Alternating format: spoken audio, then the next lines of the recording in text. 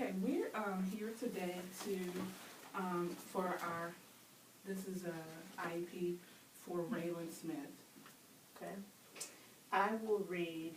Well, first of all, we need to introduce ourselves. I'm Ms. Stokes, the evaluator. I'm Katrina Smith, Raylan's mother. I'm Keisha White, special education teacher. And I'm Ms. Freeman, the administrator, principal.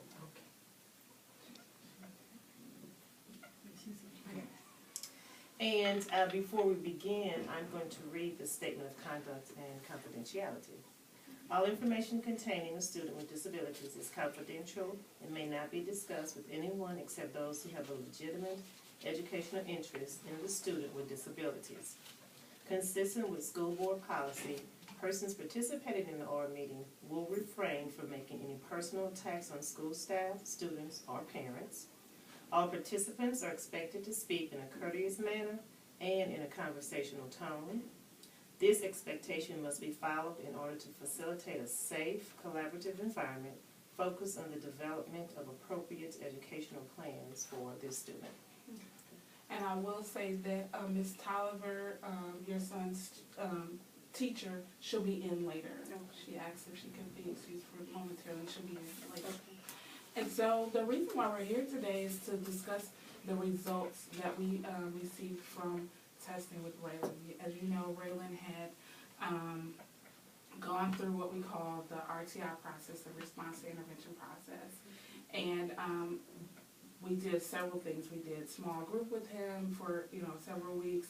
We did tutoring, and we did corrective reading. We did several things to see if he can make some progress, specifically in reading. Okay, and also this is his second time in third grade as well, so we were expecting a lot more progress. Okay, and because he didn't make that type of progress, he was referred for testing, and so today we're going to discuss that testing. What you have in front of you, I like to give this chart. It's just a bell curve, and I want you to use this chart in relation to the numbers that I've given you. So basically, we want students to fall within this range, 100 to 85%. And everybody has the same chart. And within that range, we consider students being average, okay? Average performance. Anything lower than that, anything lower than 85, they're sort of in the poor range, and then higher than 100, they're in high range, okay? So if you turn to the second page of this chart, we did the two types of testing. We did some cognitive testing, and I'm starting on the page that says comprehensive knowledge. We did some cognitive testing, and that includes a lot of different areas. Comprehensive knowledge, and that's testing his everyday knowledge, what he's able to do, what he's acquired sort of over his lifetime.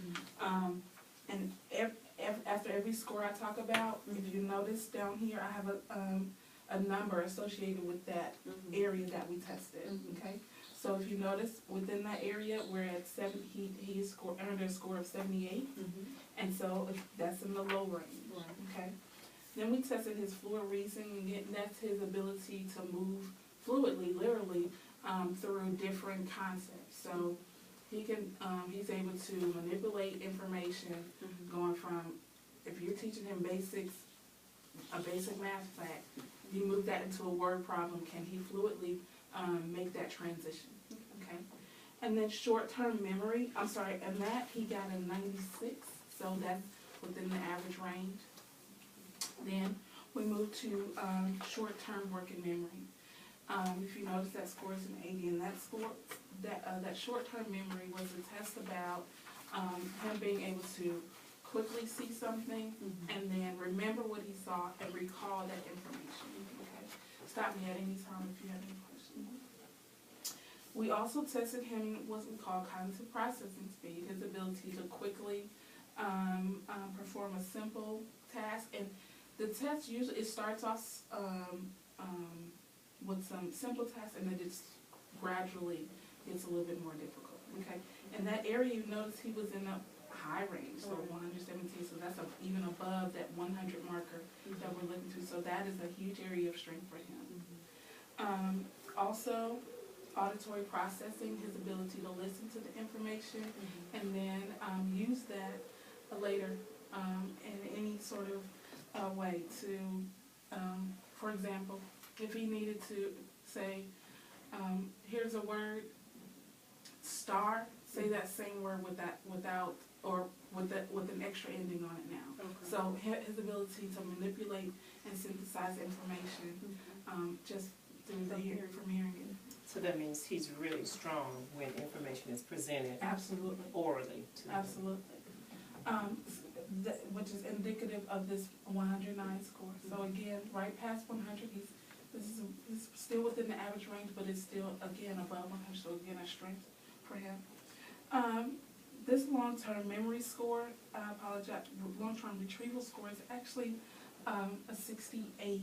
It's in a very low range. So a long-term retrieval, we're expecting him to see something, remember it, and then maybe a day later, if we were doing a test, within maybe a week, so we want him later on to be able to retrieve that information. That's really a area of weakness for him, and that will later on come up in different things.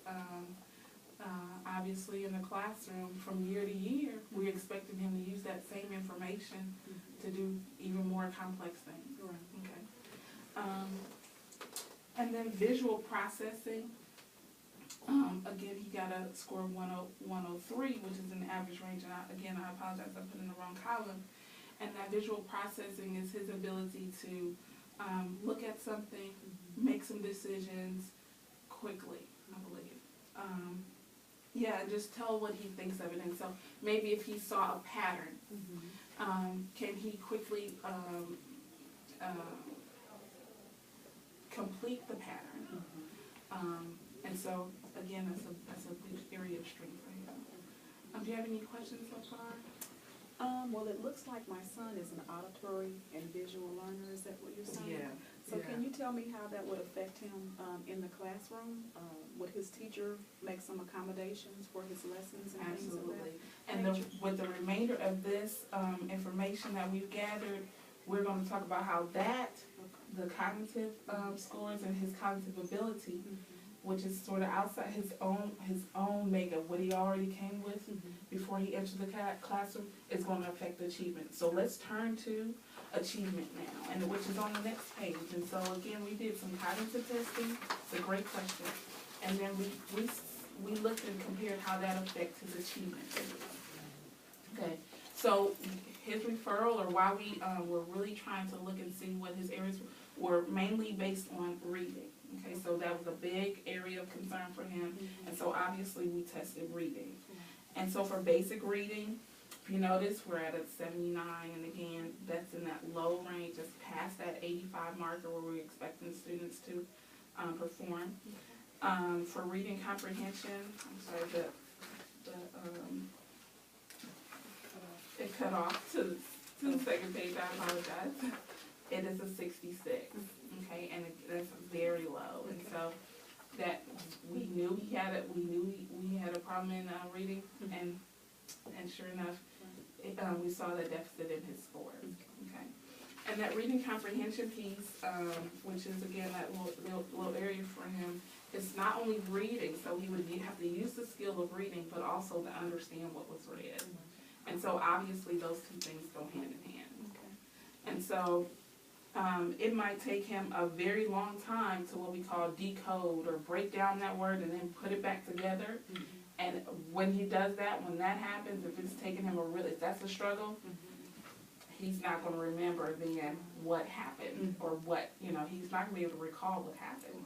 Because it's taking him so long to figure out a word or a chunk of words and make a connection. So are you saying that at home when you read to him? Yes, when I do read with him, he is very slow and he tries to sound out words, and so he is struggling with that. So then turn to reading fluency. Again, if reading fluency, we're focusing on the rate at which he's reading. That means how quickly, and his intonation when he reads. That means what he might put emphasis on while reading, and then the accuracy. So if someone's watching him read